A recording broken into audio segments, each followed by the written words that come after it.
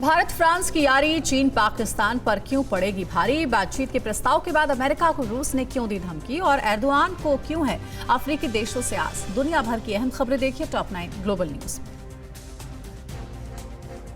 भारत दौरे पर आई फ्रांस की रक्षा मंत्री पार्ली ने चीन और पाकिस्तान को कड़ा संदेश दिया और बता दिया कि फ्रांस भारत का मजबूत रक्षा साझेदार है।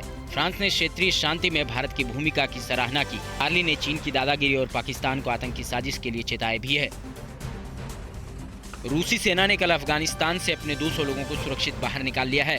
रक्षा मंत्रालय के मुताबिक 200 लोगों में रूसी, अफगान छात्र और अन्य देशों के नागरिक भी शामिल हैं। रूसी सेना ने बताया कि मॉस्को पहुंचने से पहले ये विमान तजाकिस्तान और किर्गिस्तान में भी रुकेगा।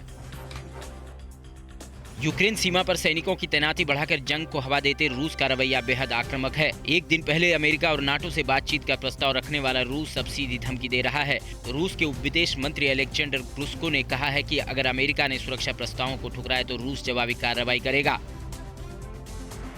परमाणु क्षमता से लैस रूस के 2 Tu-22 M3 फाइटर जेट्स ने कल बेलारूस के आसमान में उड़ान भरी। इससे पहले कुछ यूक्रेनी अधिकारियों ने चिंता जताई थी कि रूस बेलारूस को बेस बनाकर यूक्रेन पर हमला कर सकता है। हालांकि रूस ने यूक्रेन पर हमले की योजना से इनकार किया है।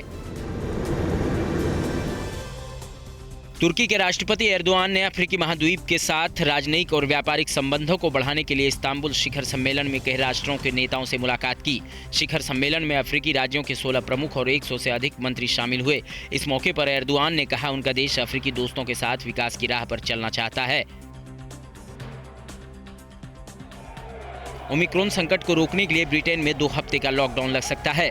ब्रिटिश अधिकारियों के मुताबिक देश में ओमिक्रॉन वेरिएंट के चलते केस तेजी से बढ़ रहे हैं। इस बीच लंदन में कल यूनाइटेड फॉर फ्रीडम मार्च में करीब 5000 लोगों ने हिस्सा लिया। ये लोग वैक्सीनेशन और नए कोविड प्रतिबंधों से नाराज थे।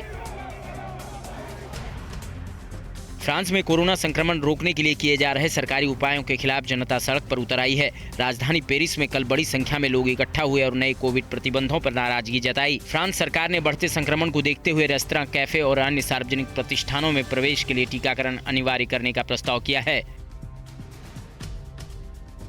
बार्सिलोना में कोर्ट के एक फैसले के खिलाफ कैटलन कल बड़ी संख्या में सड़कों पर उतर गए। दरअसल यहां के कोर्ट ने अपने फैसले में सभी स्कूलों को 25% विषयों में स्पेनिश में पढ़ाने की बात कही है। प्रदर्शनकारियों का आरोप था कि इससे उनकी भाषा का उपयोग कम हो जाएगा।